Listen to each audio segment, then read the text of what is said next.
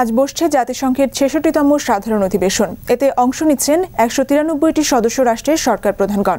অধিবেশনে যোগ দিতে রোববার নিউ ইয়র্ক রয়েছেন প্রধানমন্ত্রী Sheikh Hasina. John F Kennedy বিমানবন্দরে পৌঁছালেই সেখানে প্রধানমন্ত্রীকে স্বাগত জানান আওয়ামী লীগ ও এর সহযোগী সংগঠনের নেতাকর্মীরা। আজ জাতিসংঘের সন্ত্রাস দমন বিষয়ক সেমিনারে তার বক্তব্য দেওয়ার কথা রয়েছে।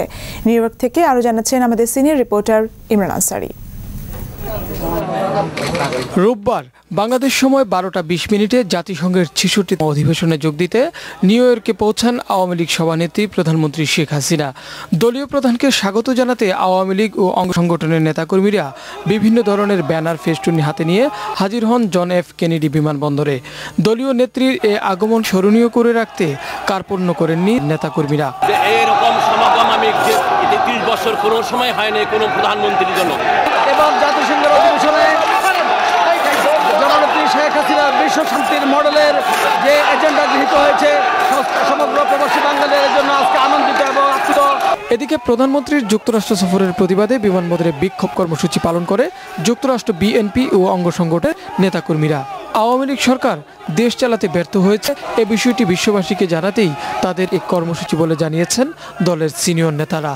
হত্যাকারী, অধিকার লঙ্ঘনকারী, বিচার স্বাধীনতা হরণকারী, স্বৈরাচারী শেখ হাসিনা যুক্তরাষ্ট্রের মাটিতে ঘোষণা করে সেইখানে আমরা সুস্পষ্ট শেখ হাসিনাকে বলে দিচ্ছি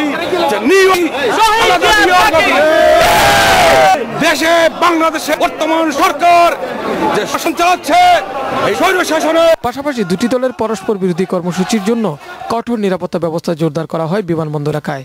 এক পর্যায়ে প্রধানমন্ত্রীকে বিকল্প গেট দিয়ে হোটেলে পৌঁছে দেন নিরাপত্তা বাহিনীর সদস্যরা। দেশের রাজনীতি নিয়ে প্রবাসীরা কতটুকু ভাবেন তার উৎকৃষ্ট উদাহরণ আজকের এই সংবর্ধনা এবং প্রতিবাদ সভা। দেশের মানে আগামী দিনে প্রবাসীরা আরও কল্যাণকর এবং ভালো কিছু উপহার দিবেন এমন প্রত্যাশা প্রতিটি নাগরিকের। যুক্তরাষ্ট্রের জন এফ কেনেডি বিমানবন্দর থেকে ইমরান আনসারি, দিগন্ত টেলিভিশন।